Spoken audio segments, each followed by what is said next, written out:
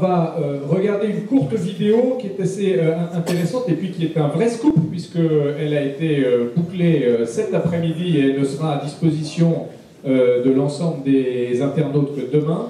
Et je vais laisser le soin à Gabriel, rédacteur en chef de Boulevard Voltaire, de la commenter rapidement puisque c'est une production de Boulevard Voltaire qui fera votre bonheur.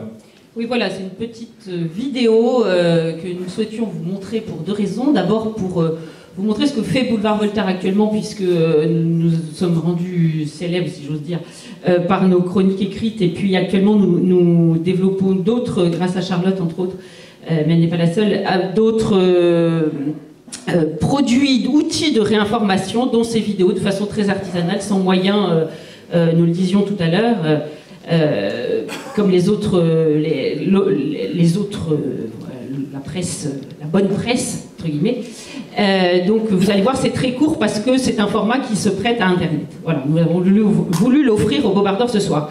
Donc ça parle du Décodex. Je pense que je n'ai pas à vous présenter ce qu'est le Décodex. C'est le produit phare depuis une semaine qui a fait pchit d'ailleurs, je crois, mais je crois que le monde en était très fier. Donc le Décodex, ça sépare le bon grain de livret, les gentils des méchants, ça délivre les nihilobstats et ça met à l'index avec des pastilles rouges, verts, oranges, parce que les Français qui ont tendance à faire la presse buissonnière sur les médias alternatifs, eh bien, sont un peu niais. Donc, comme au cours préparatoire, il leur faut une signalétique extrêmement simple. Donc, je vous laisse découvrir ce qu'est le Décodex, qui quand même a quelques petits soucis de cohérence, comme nous allons le voir.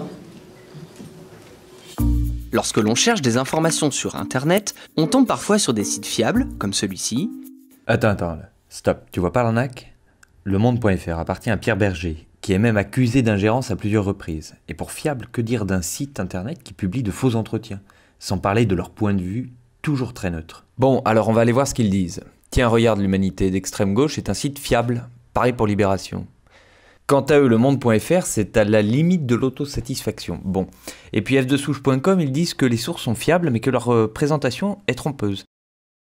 Oui, parce que le service public est beaucoup mieux. France Inter, par exemple, fiable. Bizarre pour un site internet qui avait modifié le titre d'un article car il ne correspondait plus à la réalité. Bref, tu l'auras compris, ce qu'ils cherchent, c'est à filtrer les informations. Et plus exactement, l'idée du Décodex, c'est de te pousser à choisir la bonne paire de lunettes, celle de tout le monde, adaptée à leur vue, celle des médias. Alors, t'auras beau être myope, tu verras pas mieux.